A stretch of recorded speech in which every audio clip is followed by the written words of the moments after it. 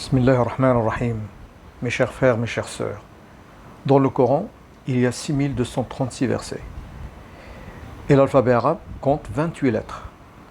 Allah subhanahu wa ta'ala n'a utilisé les 28 lettres que dans 2 versets du Coran. Je dis bien 2 versets seulement. Le premier verset se trouve dans Sourate Ali Imran et le deuxième verset se trouve dans Sourate Al-Fath. Le point commun entre ces 2 sourates, c'est que Sourate Al-Imran est la première sourate où on a le nom du prophète Muhammad sallallahu alayhi wa sallam, et Sourate Al-Fath est la sourate où il y a la dernière citation du nom Muhammad sallallahu alayhi wa sallam. Voilà, allez.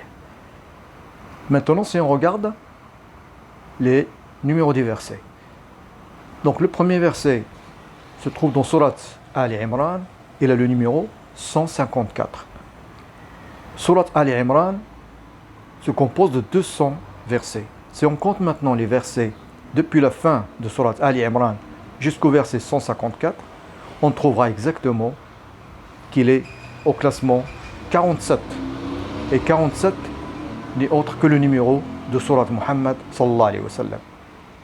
Par contre, maintenant, si on va voir le deuxième verset qui est composé des 28 lettres de l'alphabet, c'est celui qui se trouve dans Sourate Al-Fath.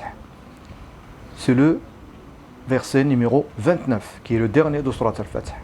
Ce qui est étonnant, c'est que c'est le seul verset dans le Coran qui commence par le nom du prophète Muhammad sallallahu alayhi wa sallam.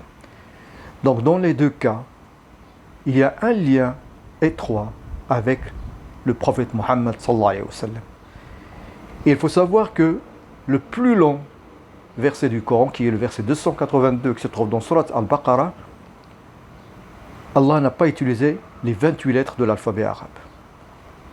Subhanallah. Wassalamu alaykum wa rahmatullahi wa barakatuh.